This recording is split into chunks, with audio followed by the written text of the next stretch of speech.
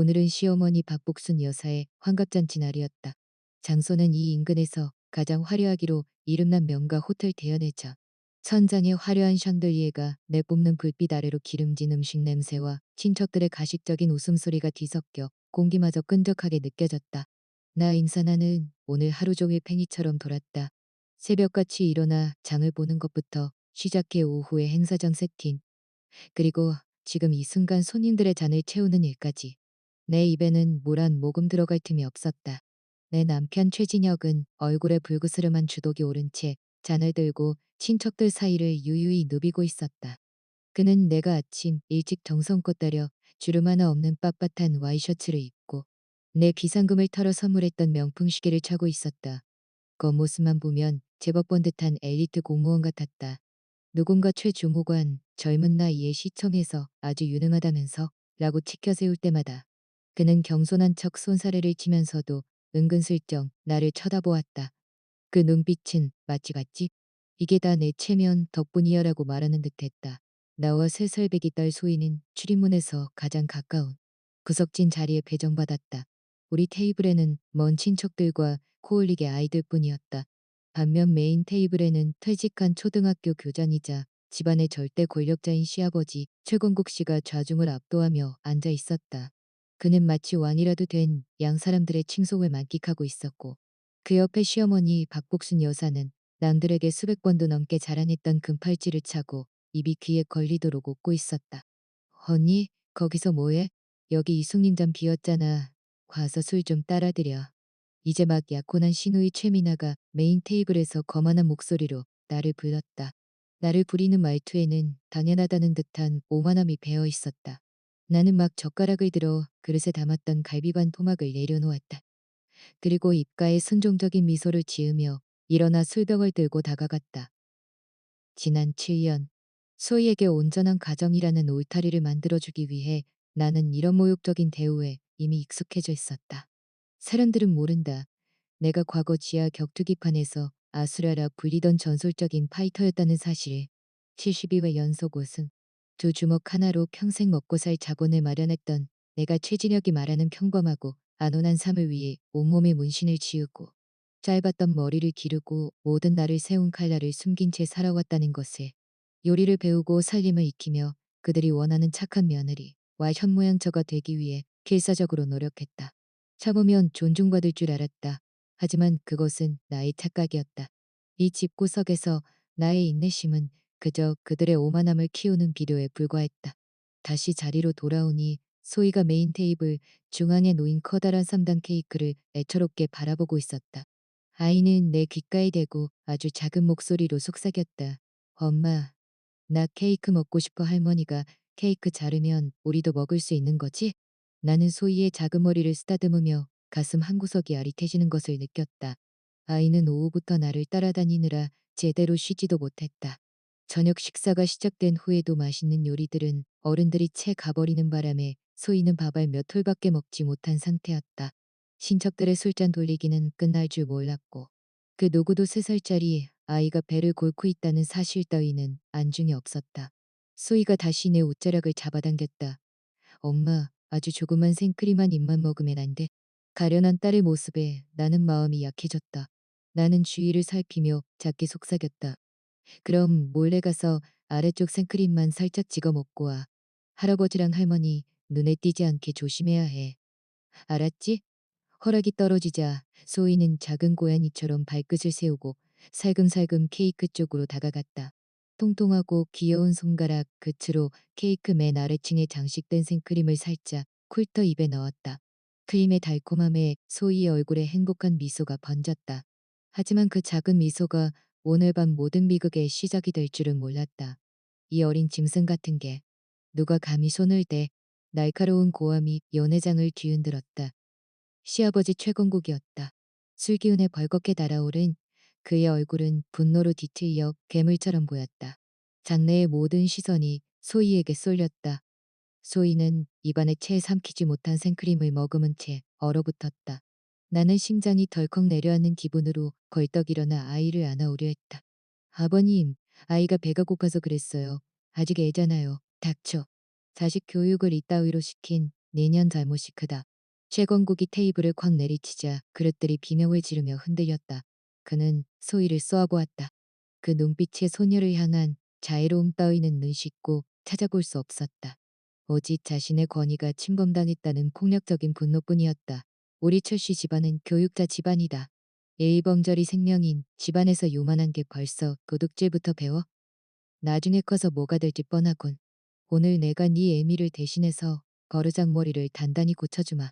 말이 끝나기도 전에 그는 테이블 위에 있던 묵직한 합금 젓가락을 집어들고 소희에게 성큼성큼 다가갔다. 소희는 겁에 질려 울음을 터뜨리며 내 품으로 달려오려 했다. 하지만 아이는 너무 느렸다. 최건국은 소희의 가느다란 손목을 낚아챘다. 그리고 다른 한 손에 든 젓가락을 마치 고문 도구처럼 벌려 소희의 가늘고 어린 손가락 사이를 잔인하게 파고들었다. 안 돼요. 하지 마세요. 나는 짐승처럼 비명을 지르며 달려갔지만 이미 늦었다.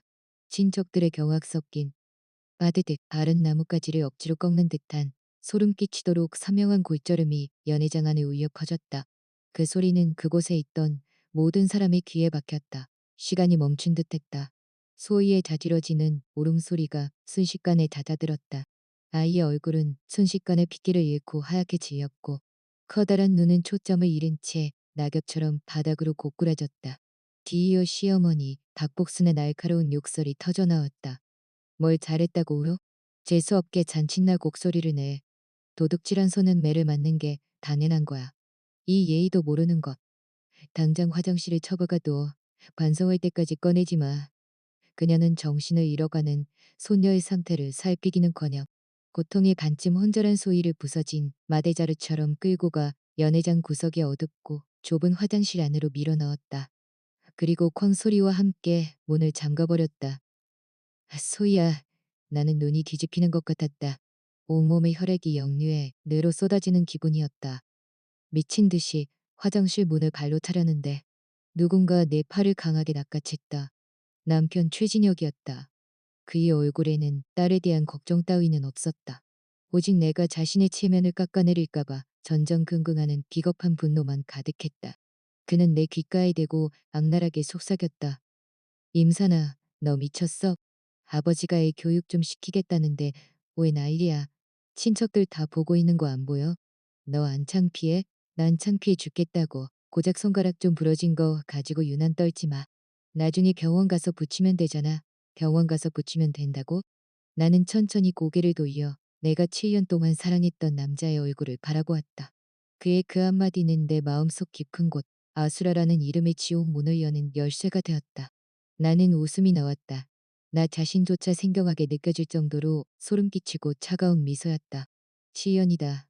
손에 물말을 날없이 살림을 하고 고개를 숙이며 순종적인 아내로 살았다. 내 모든 송곳니와 발톱을 숨긴 채 오직 가족이라는 울타리를 지키기 위해서. 하지만 그 결과가 내 딸의 손가락이 내 눈앞에서 짓눌려 부러지는 것이고 내 남편이란 놈은 붙이면 그만이라는 말을 내뱉는 것이라니. 최진혁. 나는 나직하게 입을 열었다. 목소리는 기괴할 정도로 평온했다. 나 지난 7년 동안 사람인 척 연기하느라 정말 힘들었어. 그는 미간을 찌푸리며 내 말을 이해하지 못한 듯 되물었다. 너 지금 무슨 헛소리를. 나는 대답하지 않았다. 그리고 발을 옥죄던 뒤꿈치가 까져 피가 배어 나오는 하이힐을 벗어 바닥에 던져버렸다. 맨발이 부드러운 카펫에 닿는 순간 대지로부터 전해지는 오래된 힘이 발바닥을 타고 전신으로 퍼져나갔다. 나는 손목과 목을 가볍게 풀었다. 관절 마디마디에서 툭 두둑하는 선명한 마찰음이 들려왔다. 너희 모두 사람이 되길 포기한 것 같으니. 나는 고개를 들어 연회장의 사람들을 훑어보았다. 순종적인 양의 눈빛은 어느새 어둠 속에서 먹잇감의 숨통을 끊어놓던 굶주린 늑대의 그것으로 변해 있었다. 오늘 내가 너희에게 진짜 귀신이 되는 법을 가르쳐주마. 말이 끝나기 무섭게 내 몸이 움직였다. 예고도 망설임도 없었다. 7년 동안 쌓아온 모든 굴욕과 분노를 응축한 무에타이 단니 무릎 공격과 최진혁의 명치에 정확히 꽂혔다. 헉, 둔탁한 타격음과 함께 체면을 차리던 그의 얼굴이 순식간에 일그러졌다. 그는 눈알을 희번덕거리며 삶아진 새우처럼 몸을 웅크린 채 바닥으로 고꾸라졌다. 비명조차 지르지 못한 채 입만 벙긋거리며 헛구역질을 해댔다. 연회장에는 기괴한 정적이 감돌았다. 모든 친척이 갑작스러운 광경에 넋을 잃었다. 하지만 나는 멈추지 않았다. 오늘 밤 이 잔치상은 너희들의 제사상이 될 것이다. 연회장 안의 공기는 마치 얼어붙은 듯 무겁게 가라앉았다. 배경음악으로 흐르던 선율조차 날카로운 바늘이 되어 고막을 찔러댔다. 친척들은 입을 벌린 채 손에 든 젓가락과 술잔을 내려놓는 것조차 잊고 있었다. 바닥에서 헛구역질을 해대는 최진혁을 보다가 다시 나를 보는 그들의 눈빛에는 경악과 불신이 가득했다. 그들 기억 속에 나는 언제나 고분고분하고 말대꾸 한번 제대로 못하는 순한 양이었기 때문이었다. 결혼 생활 내내 큰 소리 한 번 내지 않던 그 순한 양, 이단 한 번의 몸짓으로 제 남편을 쓰러뜨린 것이었다. 미쳤구나. 저 독한 년이 기어이 사고를 치는구나. 가장 먼저 정신을 차린 것은 시아버지 최건국이었다. 술기운과 분노로 벌겋게 달아오른 그의 노안이 돼지 간처럼 거무죽죽하게 변했다. 그는 이미 이성을 잃은 상태였다. 그는 테이블 위에 놓여있던 묵직한 도자기, 전골 냄비를 집어들더니 내 머리를 향해 짐승 같은 괴성을 지르며 달려들었다. 인연, 오늘 내가 널 죽여놓고 말겠다. 그는 내가 예전처럼 겁에 질려 피하거나 멍하니 서서 매를 맞을 거라 생각했을 것이다. 나는 내 이마를 향해 날아오는 도자기 냄비를 서늘한 눈으로 응시했다. 몸은 1mm도 움직이지 않았다. 냄비가 내 머리에 닿기 직전 나는 번개 같은 속도로 왼손을 뻗어 5손가락을 펼쳤다. 그리고 공중에서 냄비를 낚아채듯 받아내며 손목의 스냅을 이용해 그 충격을 순식간에 흘려보냈다. 최건국은 자신의 공격이 허공에서 멈추자 당혹감에 휩싸였다. 하지만 그 찰나의 망설임이 그의 운명을 결정지었다. 나는 오른손 주먹을 쥐었다. 어떠한 화려한 기술도 섞이지 않은 오직 정석의 충실한 스트레이트가 그의 콧등을 정확히 강타했다. 오직은 조금 전 소희의 손가락이 꺾일 때보다 훨씬 둔탁하고 묵직한 골절음이 터져나왔다. 최건국의 콧등은 기괴한 각도로 함몰되었고 양 콧구멍에서 선홍색 핏줄기가 분수처럼 뿜어져 나왔다. 그는 비명을 지르며 얼굴을 감싸쥐고 비틀거리며 뒤로 물러났다. 내 코, 내 코가. 나는 그에게 숨을 고를 틈조차 주지 않았다.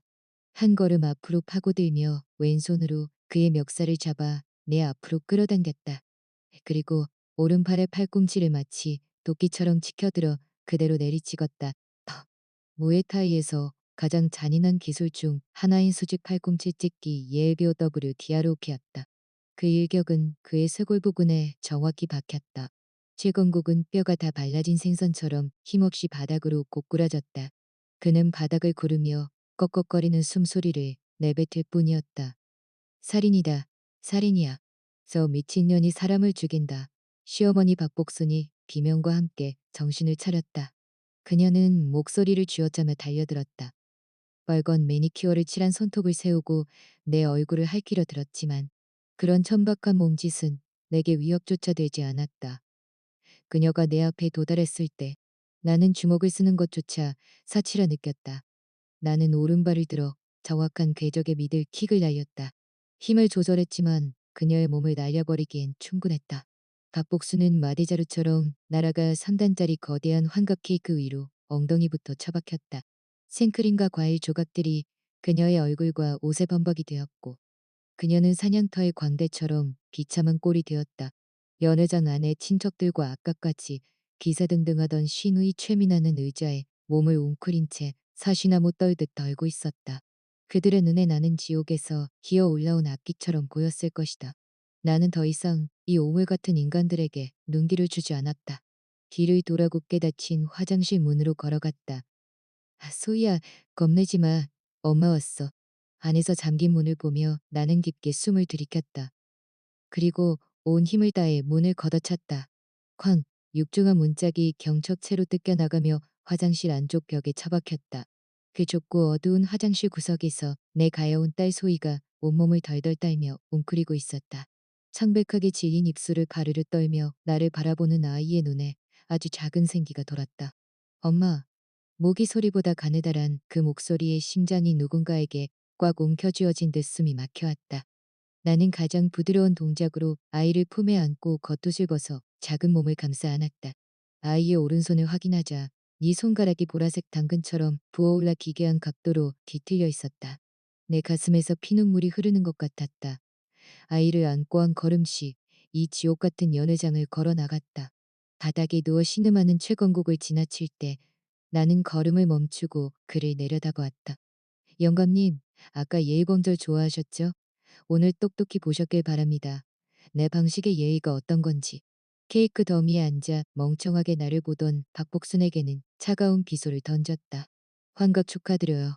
이 케이크는 당신들 집안의 마지막 만찬이라 생각하고 많이 드시죠. 마지막으로 바닥에 무릎을 꿇고 앉아있던 최진혁 앞에 섰다. 그의 눈에는 공포와 낯설미 서려 있었다. 입술을 달달 떨며 내 이름을 부르려는 그의 말을 가로막았다. 최진혁, 우리 이혼해. 아니, 이혼하자고 통보하는 거 아니야. 넌 이제 버려진 거야. 말을 마친 나는 그의 비겁한 얼굴을 뒤로하고 세상 무엇보다 소중한 내 딸을 안고 연회장을 빠져나왔다. 밤바람이 차갑게 얼굴을 때렸지만 내 마음속의 거대한 분노의 불꽃은 꺼지지 않았다. 나는 주머니에서 휴대폰을 꺼내 평생 다시는 걸지 않으리라 다짐했던 번호를 눌렀다. 신호음은 단 한 번뿐이었다. 사나? 수화기 너머로 약간 쉰 듯하면서도 무게감 있는 남자의 목소리가 들렸다.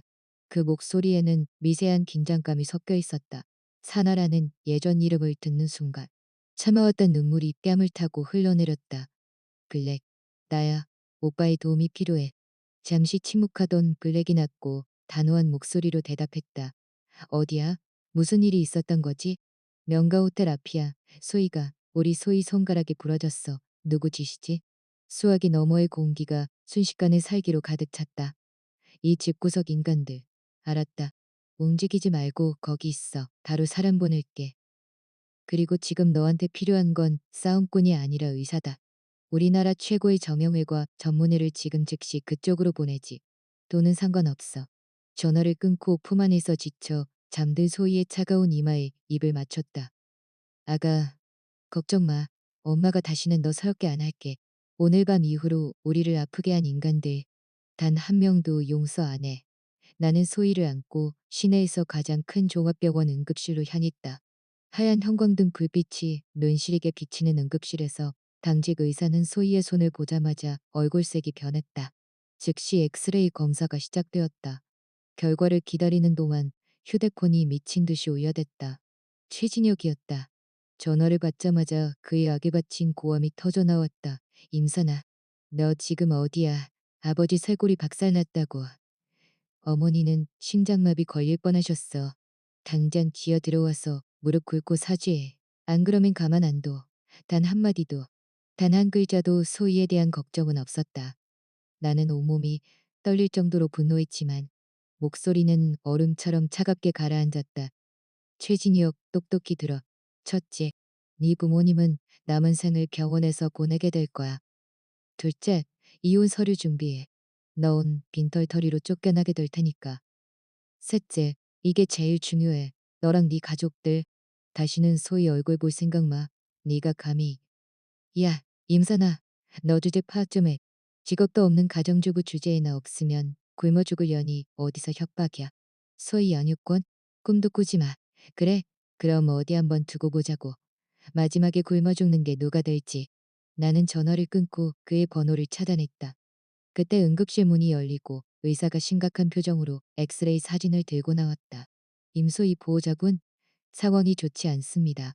아이의 오른손 손가락 네 마디가 전부 분쇄골절입니다. 분쇄골절. 그니 글자가 불에 달군 바늘이 되어 내 심장을 찔렀다. 눈앞이 캄캄해지며 몸이 휘청거렸다. 벽을 짚고 겨우 버티며 떨리는 목소리로 물었다. 선생님, 후유증이 남을까요? 의사는 안경을 치켜 올리며 동정 어린 투로 말했다. 뼈를 맞추는 건 가능합니다만 분쇄골절인데다 관절 부근이라 예전만큼의 유연성을 회복하기는 힘들 겁니다. 게다가 아이가 너무 어려서 겪었을 심리적 트라우마가 더 큰 문제예요. 심리적 트라우마. 병실에 누워 잠든 소희의 미간이 고통스러운 듯 찌푸려져 있었다. 꿈속에서도 아이는 그 지옥 같은 순간을 반복하고 있을 것이었다. 겨우 3살이다. 그 작은 손으로 내 옷자락을 잡고 어리광을 부리던 아이의 손이 다시는 예전처럼 움직이지 못할 수도 있다는 사실에 억눌렀던 징후가 들불처럼 번져나갔다. 최건국, 박복순, 최진혁. 나는 그 이름들을 하나하나 씹어뱉으며 손바닥에 피가 맺힐 정도로 주먹을 쥐었다. 절대 용서 안 해. 맹세코. 그때였다. 병실 문이 거칠게 열리며 소란스러운 무리가 들이닥쳤다. 최진혁과 그 가족들이었다. 코에 붕대를 감고 팔에 깁스를 한 최건국이 최미나의 부축을 받으며 들어왔고, 박복수는 가슴을 쥐어짜며 금방이라도 쓰러질 듯 연기를 하고 있었다. 임산아, 이 독한 년, 시아버지를 이 꼴로 만들어 놓고 여기가 어디라고 숨어 있어. 박복순이 병실이 떠나가라 통곡을 하기 시작했다. 아이고, 내 팔자야. 도대체 전생에 무슨 죄를 지어서 저런 악귀 같은 며느리를 들였노.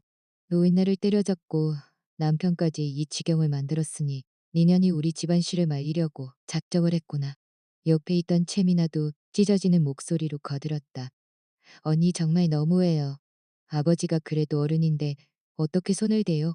지금 수술비랑 치료비만 1,000만 원이 넘게 나왔어요. 이거 당장 보상해요. 그들은 소란을 피우며 손가락질을 퍼부었다. 마치 자신들이 세상에서 가장 억울한 피해자인 양 당당했다. 정작 병실 침대에 손가락이 으스러진 채 누워있는 3살짜리 아이에게는 눈길조차 주지 않았다.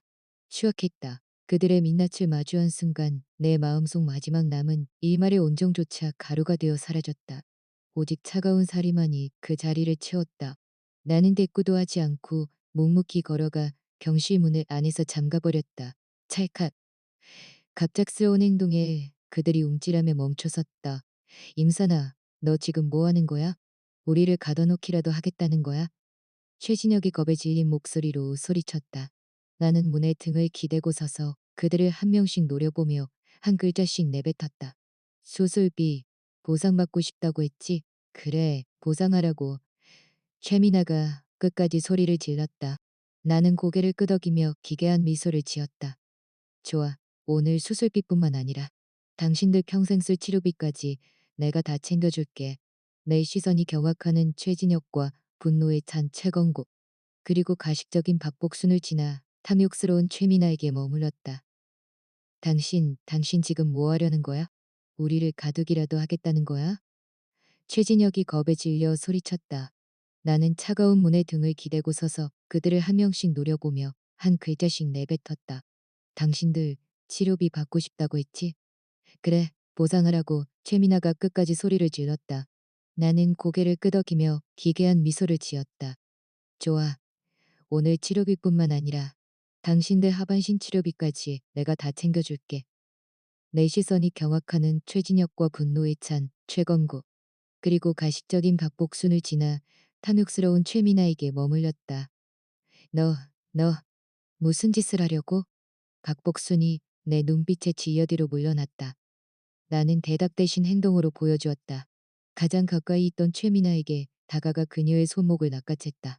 그녀가 피할 틈도 없이 내 손에 힘이 들어갔고 순식간에 날카로운 비명이 터져나왔다. 아, 네. 이거는 아프다고. 나는 그녀의 비명에는 아랑곳하지 않고 팔의 주요 관절 부위를 신속하게 압박하며 비틀었다. 격투기의 기초인 관절 꺾기 기술로 치명상을 입히지는 않지만 단시간에 극심한 통증과 함께 온몸의 힘을 빼버리는 기술이었다. 최미나는 팔을 타고 흐르는 찌릿한 고통에 그대로 바닥에 무릎을 꿇었다. 미나야. 임산아, 너 진짜 미쳤어?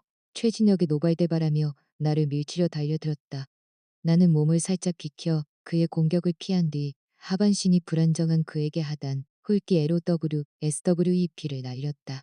그는 맥없이 바닥으로 고꾸라졌고 나는 그 기세를 몰아 그의 등에 무릎을 박고 양어깨를 강하게 눌러 고정했다. 하! 최진혁은 제 동생보다 10배는 더 처절한 비명을 질렀다. 이제 남은 것은 노인들 뿐이었다. 박복수는 다리에 힘이 풀린 듯 주저앉아 나를 가리키며 입술을 달달 떨었다. 오지마. 나 심장병 있어. 최건국은 그래도 가장으로서의 채통을 지키려는 듯 떨리는 목소리로 위협했다. 임산아, 경고한다. 여기서 한 번만 더 움직이면 당장 경찰에 신고하겠다. 경찰? 나는 헛웃음을 지으며 천천히 일어나 그들에게 다가갔다. 좋네요. 신고하세요. 경찰 불러서 우리 소이산의 진단 결과 같이 확인해 보자고요. 네 마디 분쇄골자. 당신들이 보기에 이게 어느 정도 형량일 것 같아요? 최검국의 안색이 순식간에 참백해졌다. 평생을 퇴직 교장이라는 허울과 집안 어른이라는 권위 뒤에 숨어 살았지만 지금이 법치, 사회라는 사실을 간과한 모양이었다. 나는 그들 앞에 쪼그려 앉아 눈을 맞추었다. 그동안은 어른이니까 소위 조부모니까 참았어요. 하지만 당신들은 건드리지 말아야 할 걸 건드렸어. 내 딸은 건드리는 게 아니었어. 내 목소리는 낮았지만 뼈를 에이는 듯한 한기가 서려 있었다. 오늘부터 이 집안의 법도는 내가 정합니다. 나는 겁에 질린 박복순의 뺨을 가볍게 툭툭 쳤다. 신장이 안 좋으시다면서요? 앞으로 화낼 일 줄이고 집안일이나 좀 하세요. 운동 삼아 청소도 좀 하시고. 그리고 최건국의 깁스한 팔을 보며 덧붙였다. 손이 불편하시니 훈계질할 생각은 접으시고요. 조용히 사시는 게 명줄 늘리는 길입니다.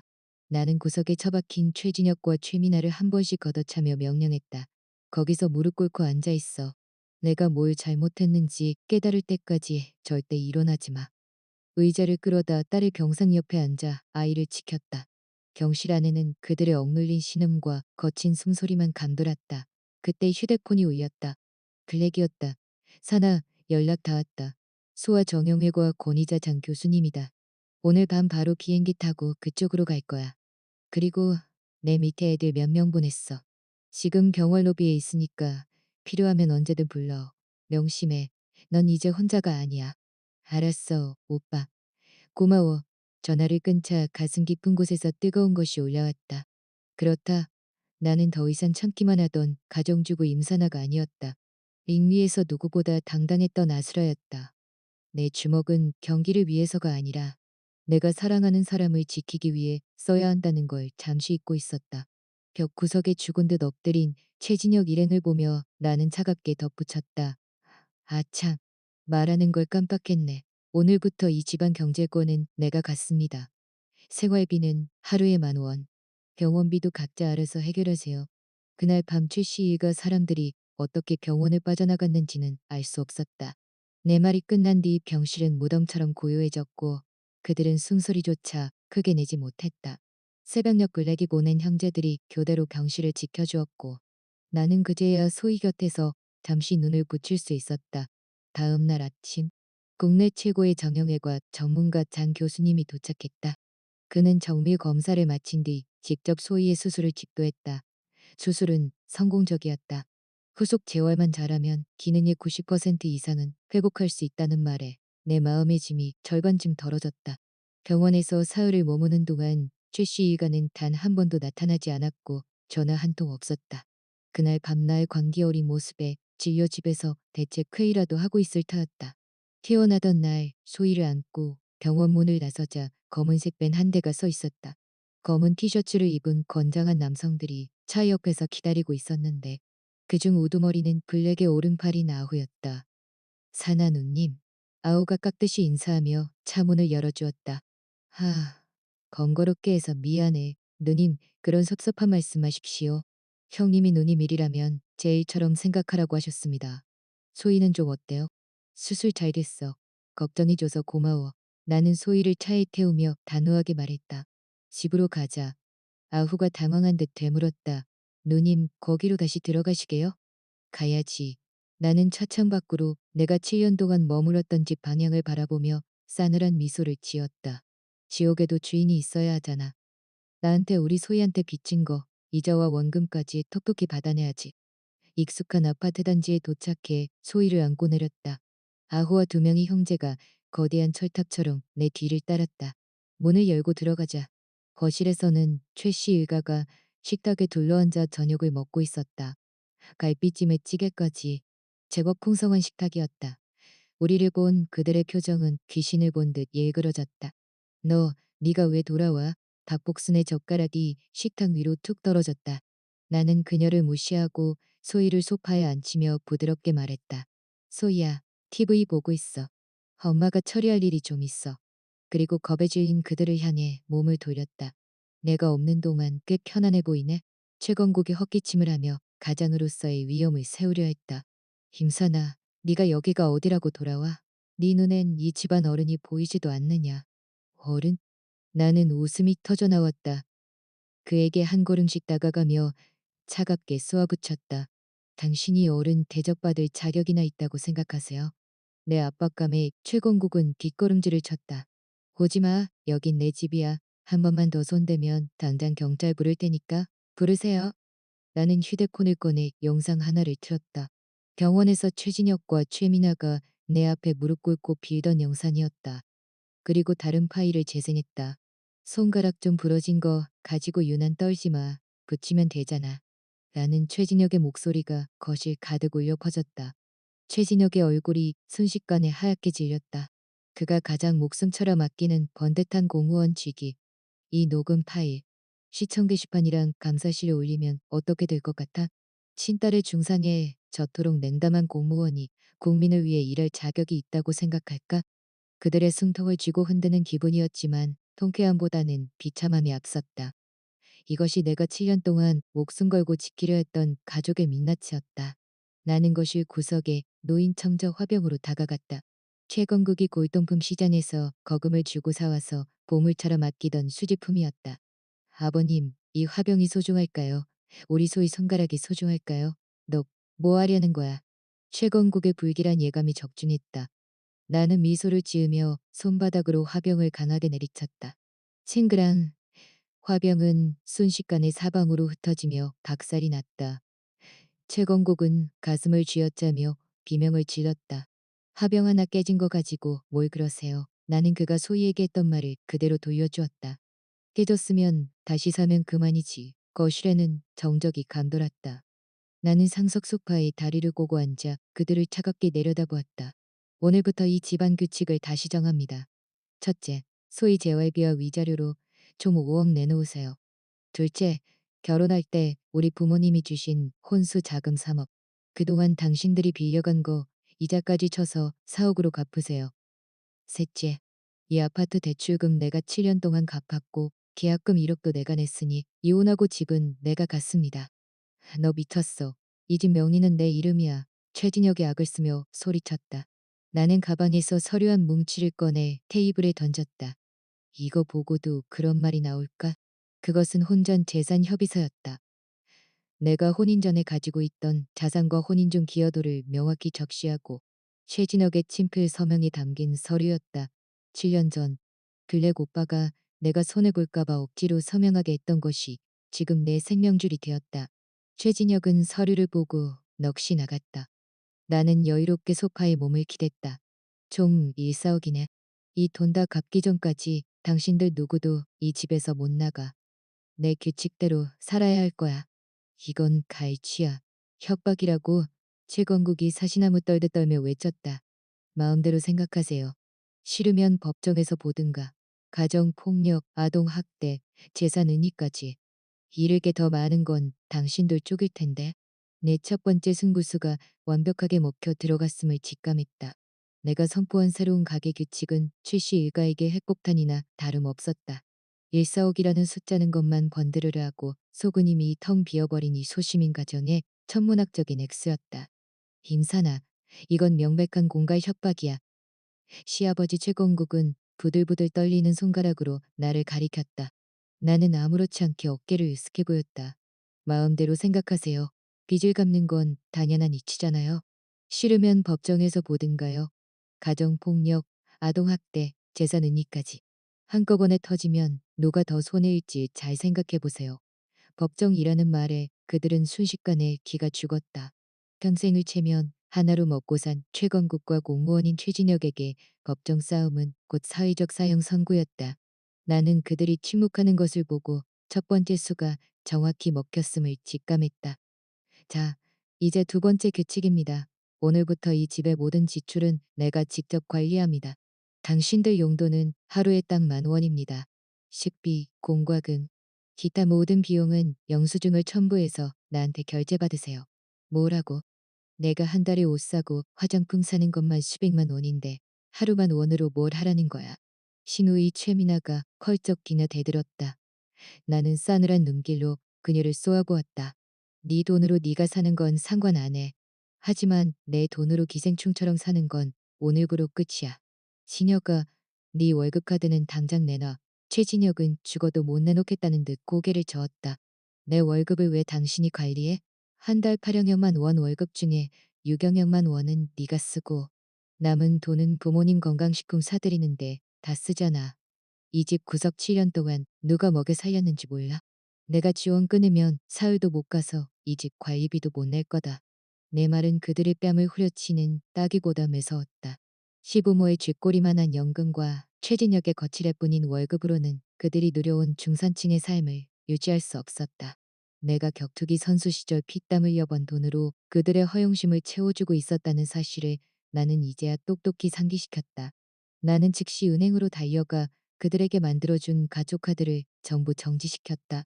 효과는 즉각 나타났다. 다음 날 백화점에서 신상품 가방을 고르던 최민아는 한도 초과로 거절된 카드를 들고 망신을 당한 채 도망치듯 집으로 돌아와 내게 소리를 질렀다. 퇴근한 최진영 역시 안색이 흑빛이었다. 임산아, 대체 뭐 하자는 거야? 주유소 기름값 결제도 안 돼서 창피해 죽는 줄 알았다고. 그건 당신 문제지.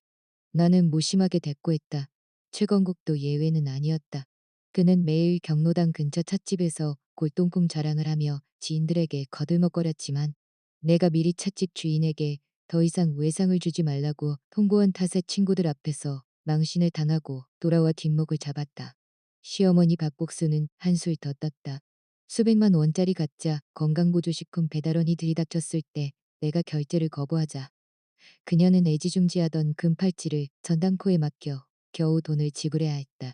단 이틀 만에 최 씨 일가는 아비규환에 빠졌다.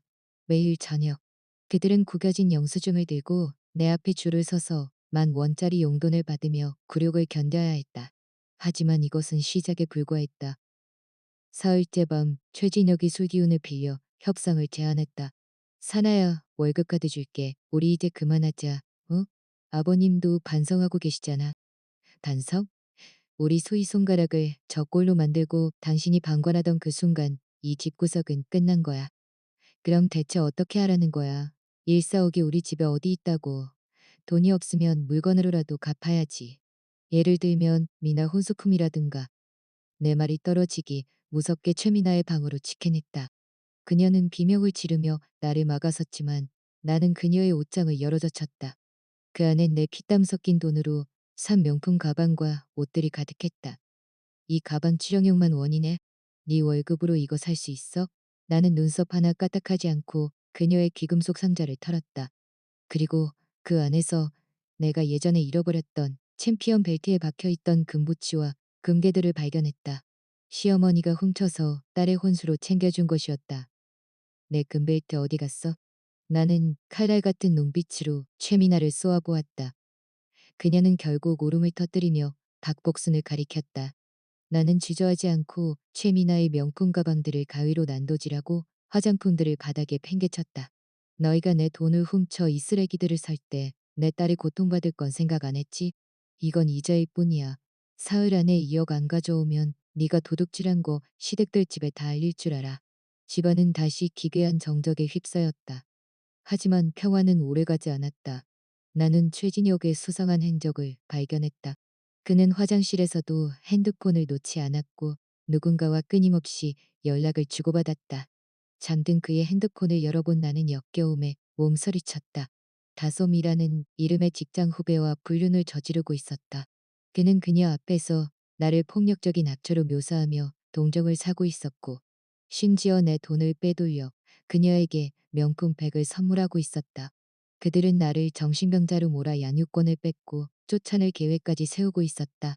나는 즉시 블랙 오빠의 도움을 받아 증거를 수집했다. 그리고 금요일 밤 그들이 데이트하는 고급 레스토랑에 들이닥쳤다. 그곳엔 아우가 보는 수많은 관객들이 이미 자리를 잡고 있었다. 당신이 다솜씨구나? 나는 미소 지으며 그들의 테이블에 앉았다. 그리고 그들이 마시던 수백만 원짜리 와인을 다솜의 얼굴에 끼얹었다. 이건 내 딸 몫이고 이어 최진혁의 얼굴에도 한 잔을 더 부었다. 이건 내 지난 7년 세월에 대한 보답이야. 레스토랑 안의 모든 사람이 그들을 비난의 눈길로 쳐다봤고 최진혁의 엘리트 공무원 이미지는 순식간에 박살났다. 복수는 멈추지 않았다. 최건국이 동네의 나를 정신병자라고 헛소문을 퍼뜨리자 나는 그가 집안에서 내뱉었던 온갖 폭언과 소희의 손가락을 꺾으며 했던 악담이 담긴 녹음 파일을 아파트 광장 스피커로 송출했다. 주민들의 경멸 어린 시선 속에서 최건국은 뒷목을 잡고 쓰러졌다. 덕복수는 나를 내쫓겠다며 무당을 불러 구판을 벌였지만 나는 무당이 내민 소금물을 오히려 그녀의 입에 강제로 부어버렸다. 겁에 질린 무당을 쫓아낸 뒤 나는 이 집의 절대적인 주인이 누구인지 다시금 각인시켰다. 마지막으로 최진혁이 술에 취해 밤중에 내 침실로 침입해 폭력을 휘두르려 할 때 나는 격투기 기술로 그의 숨통을 조였다. 그리고 소희에게 했던 것과 똑같이 그의 손가락을 짓눌렀다. 기억해. 내가 널 무릎 꿇릴 수 있으면 눕힐 수도 있다는 걸. 최씨 일가는 이제 독 안에 든 쥐였다. 하지만 궁지에 몰린 쥐가 더 독하게 무는 법. 그들은 마지막으로 가장 추악한 수단을 준비하고 있었다. 내가 최진혁을 완전히 굴복시킨 뒤로 집안에는 전례 없는 죽음 같은 정적이 감돌았다. 그들은 내가 잠시라도 심기를 건드리면 폭발할지 모르는 괴물처럼 보였기에 숨소리조차 죽이며 살았다. 하지만 이건 폭풍 전야의 고요에 불과했다. 나는 그들이 이대로 물러날 위인들이 아님을 잘 알았다.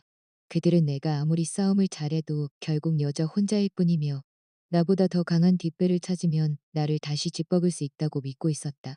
그리고 그들이 믿는 그 뒷배는 생각보다 빨리 나타났다. 어느 날 오후 소희와 함께 거실에서 그림을 그리고 있을 때 초인종이 요란하게 울렸다. 인터폰 화면을 확인하니 문 밖에는 팔에 문신을 휘감고 삭발을 한 험악한 인상의 남자들이 서 있었다. 그들의 우두머리로 보이는 남자는 목에 굵은 금목걸이를 차고 얼굴에 살벌한 횡포가 가득한 덩치였다. 그 뒤에는 기세등등한 표정의 신우이 최미나와 그녀의 양아치 같은 남자친구가 서 있었다. 나는 그들이 나를 손봐주기 위해 외부 세력을 끌어들였음을 직감했다. 나는 차갑게 웃으며 문을 열어주었다. 최미나의 남자친구는 나를 보자마자 아나무인 격으로 소리를 질렀다. 형님, 이 여자가 바로 저희 장인어른이랑 처남을 뺀 그 여자입니다.